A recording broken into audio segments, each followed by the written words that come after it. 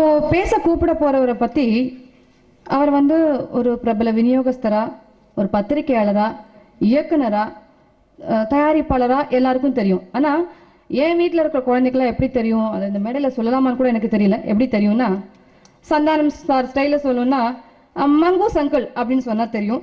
So Chitra Lakshmanan சாரை ஒரு சில வார்த்தைகள் பேச அழைக்கிறேன்.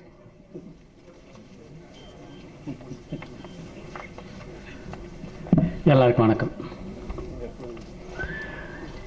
அதாவது திருவிழாவில் வந்து குடும்ப நண்பர்கள் சந்திக்கிற மாதிரி ஒரு அற்புதமான திருவிழாவாக இந்த நிகழ்ச்சி அமைஞ்சிருக்கு.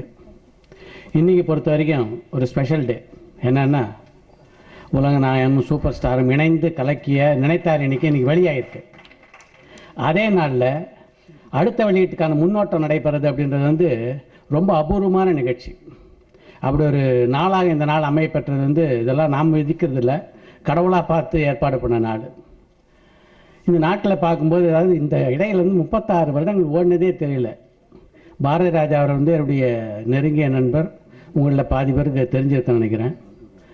யோசித்து பார்க்கும்போது இப்போ தான் வந்து அருணாச்சல ஸ்டுடியோவில் கமல்ஹாசன் அவரில் ஒப்பந்தம் பண்ணுறதுக்காக நானும் பாரதி ராஜாவும் போய் மரத்தடியில் நின்று பேசின வருதுலாம் ஞாபகம் வருது. அதே மாதிரி இந்த படத்தினுடைய படப்பிடிப்புக்கு நானும் உலகநாயகன் திரு கமல்ஹாசன் அவர்கள் சேர்ந்து பெங்களூர் போய் பெங்களூர் மோத்தி மாலில் குளிச்சுட்டு அங்கேருந்து சிவசமுத்திரம் போனது. இது மாதிரிலாம் வந்து இப்போ உலகநாயகனும் சரி சூப்பர் ஸ்டாரும் சரி இந்த படத்துக்கு வந்து எப்படிப்பட்ட ஒத்துழைப்பு தந்தாங்கன்றது வந்து அந்த பார்த்தா தான் தெரியும். அங்கே வந்து தங்கறதுக்கு கூட வசதியான இடம் கிடையாது. ஆனாலும் அந்த படத்துக்கு எது எப்படிப்பட்ட அர்ப்பணிப்பாலாம் வந்து நடித்தார்னது வந்து இப்போ பாக்யராஜர் அழகாக சொன்னார். அதனால தான் இந்த படம் சாத்தியமாச்சு.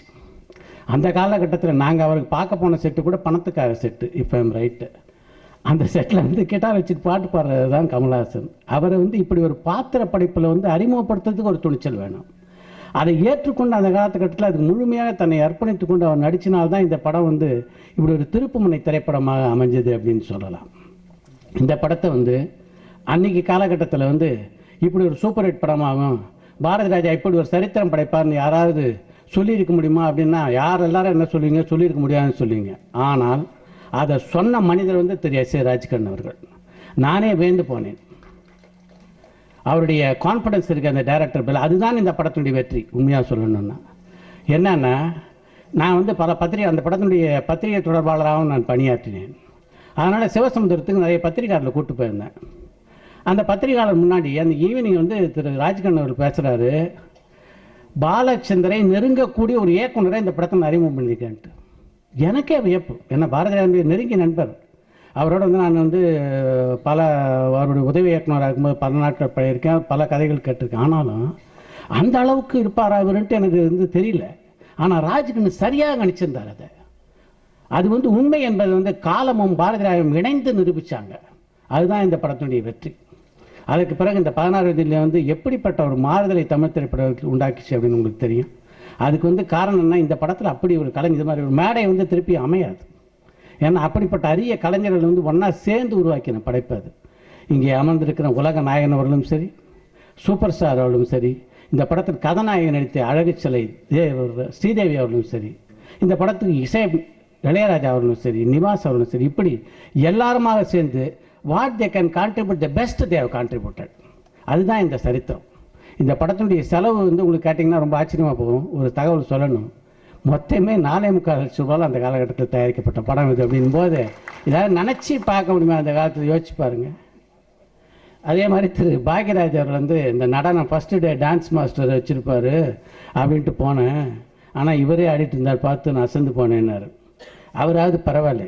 இதுக்கப்புறம் பாருங்கள், ஒரு 10 வருஷம் கழிச்சு நாங்கள் ஒரு ஹிந்தி படத்துக்கு போகிறோம். செவரே வாலேகாடின்னு ஷூட்டிங் வந்து நாசிக்கில் நடக்குது. அந்த படத்துக்கு இந்த படத்துக்கு டான்ஸ் மாஸ்டர் அந்த சலீம் தான் டான்ஸ் மாஸ்டர். அந்த படத்தில் அவர் டான்ஸ் மாஸ்டர் வந்திருக்காரு, ஆனால் அவர் ஆடவே உள்ளவர். இவரே ஆடுறது. அந்த டான்ஸ் மாஸ்டர் சலீம் என்னை கூப்பிட்டாரு, சித்ரா ஒரே ரிக்வஸ்ட்டு, ஆடலைன்னா பரவாயில்ல, அவரே ஆடிக்கிட்டோம். அந்த பொசிஷனில் போய் நிற்கிறாங்கல்ல ஆர்டிஸ்ட், அதுக்காக என்னை கூப்பிட சொல்லு.